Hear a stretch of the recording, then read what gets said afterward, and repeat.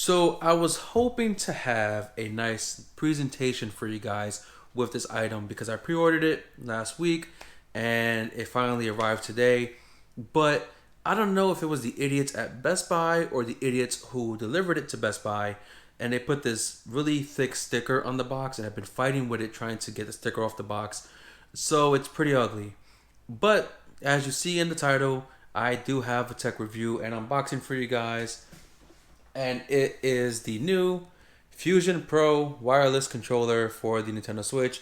And you can see right there all that mess from the sticker that I try to get it out. Like I said, I don't know who's responsible, but I'm sorry it's not a pretty picture. But what is pretty, I guess you could say, is that the side of the box is still intact.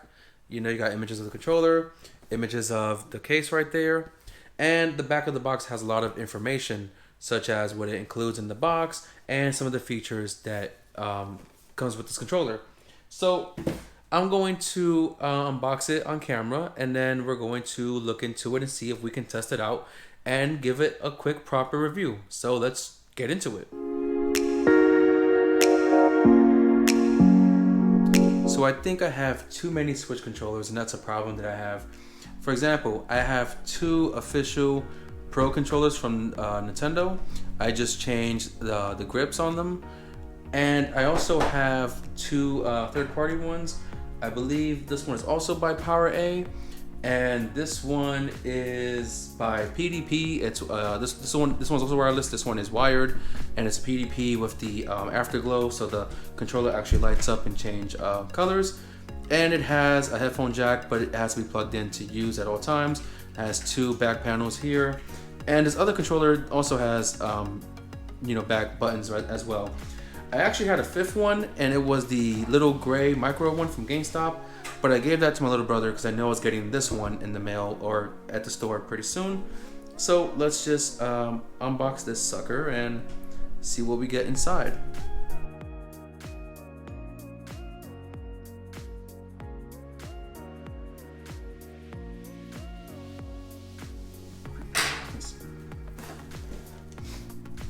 Okay. And it's a shame that the front of the box got damaged by that stupid sticker, because I like to keep my boxes protected. I like to keep them in good condition. I don't know why. But here we go. We have the carrying case right here. Now, I was actually surprised that the box was a lot bigger than I thought. And of course, the carrying case is a bit bigger than I thought. I guess this is some paperwork we have in here. But this does have some weight to it. It does feel pretty hefty. Anything under the box? Nope. Nothing at all. Cool. Set that aside for now. We can go through the paperwork first, I guess, real quickly, just to see what's in there.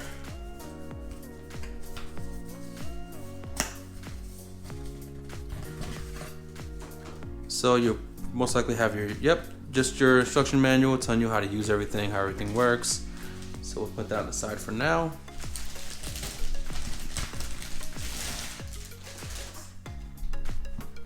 Alright, you see the Fusion logo right there. Open this boy up. Alright, so some styrofoam. Here you have a USB-C cable. I believe it's about 10 foot long, which is pretty good for wired use. Two spare analogs to change the height of the sticks, I believe. Is it either height or comfort? I'm not exactly sure. Here's the controller itself. So this does have a really good feeling to it. Yeah, it feels really good. Now, one thing about this controller that's actually really cool is up here is another faceplate. You can change the faceplate from black to white. And I personally usually have all my accessories, either black or red or a mix of both. But this white shell I've actually seen on other videos actually looks really good. And it's a simple change from my understanding. It's just a magnet that holds it in place. So you just lift it off like so. And you pop this bad boy in. And boom, you're set. Now, this does have the 4 mappable buttons in the back. The other good thing about it is if you don't want to use it, just take it off and boom, you're good to go. I believe they also include Yep, so this is what you would use to cover the back if you don't want to have it exposed. And you just lock it in place. Boom, done. So it's not, just unlock it, lift out, and you got your mappable buttons back on.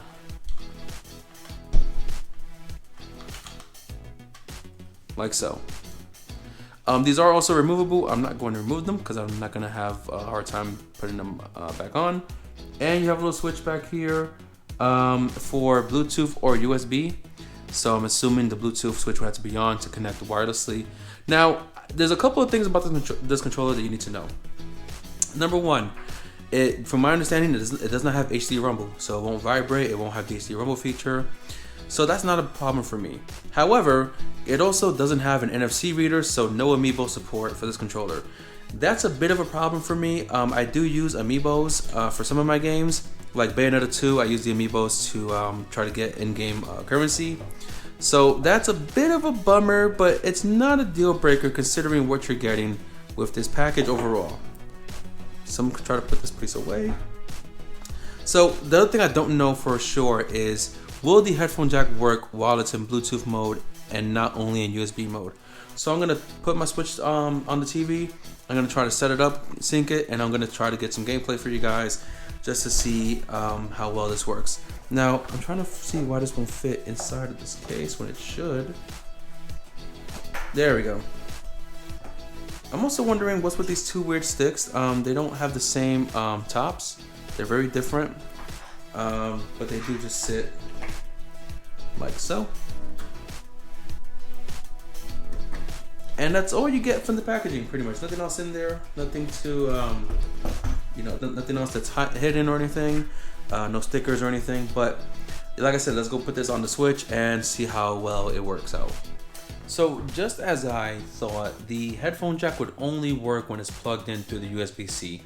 That is a bit unfortunate. It's a bit of a bummer. Because we have other consoles that have headphone support without the need of USB. PlayStation and Xbox has that support. So I was hoping that this would be an option to have headphone support without needing to plug it in. But it's kind of been expected. Not really much of a deal breaker, I guess, if you know what to expect. So what I just did, I did map one of the back buttons to the A button, I believe. And I'm playing Bayonetta 2 right now, so I'm gonna try to show a little bit of gameplay just to see how well these shoulder buttons work. Now, I say that because some people aren't used to those back buttons, some people are. It just is personal preference. And some people have different use for it. I hear people saying they can use it for a shooting game so they can jump and aim at the same time. I personally don't know how to use that. I just figured I'd use it for a game like Bayonetta, so let's check it out. Try to get some gameplay in here, okay? So right now I have, like I said, the A button mapped to one of the back shoulder buttons, and you'll just see if I press it, she is attacking when I press the back button. Sorry, this is just a bit of a weird angle. I'm just trying to find the best way to record this for you guys. But like I said, I do have the back button set up to one of the attack buttons.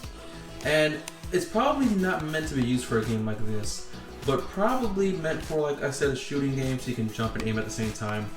Now, I will say that these shoulder buttons, or rather the back panels, they do feel good. They feel very prestigious. They don't feel cheap. They feel like the price that they're worth, you know?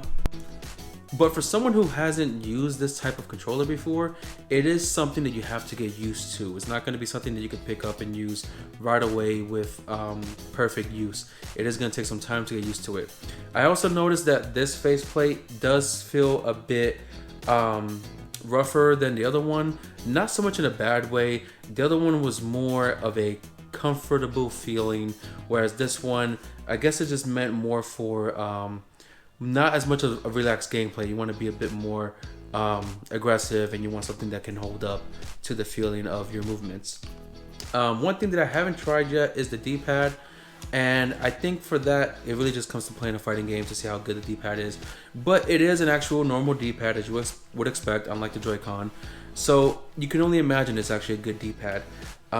So the whole thing about this product that you need to consider is what you get here worth the $100 price tag? And it's hard to say right now because there are people out there who need these back buttons to be able to do certain things, but that's also very dependent on the type of game. If you're gonna play Fortnite, that's a reason for that. If you're gonna play any other type of shooting game on the Switch, which there isn't many, I don't think Splatoon requires anything like this. There is that one first-person shooter game. I can't remember what it's called, but it's free to play.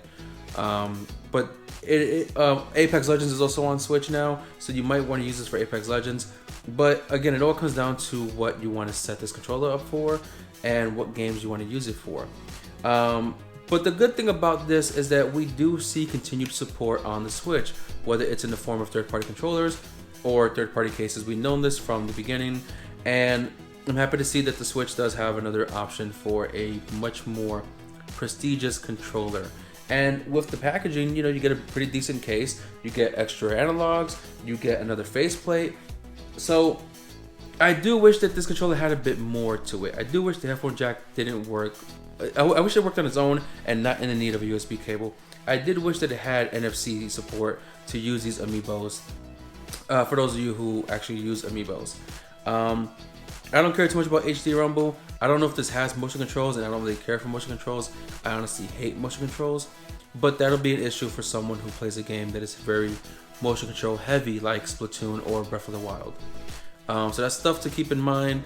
But like I said, you know, a lot of these controllers, you know, these type of elite controllers, they cost an arm and a leg. You know, the Xbox Elite costs like over $200. So for $100 for the Switch one, not really a bad price tag, to be honest. Not bad, but it could be better. And with that, and this whole messy review and this whole mess up presentation, that I apologize. I'm Anthony Tech. Thank you for watching. Hope you enjoyed this video. Hope you enjoyed this review and this unboxing. And I will see you guys on the next one. Peace.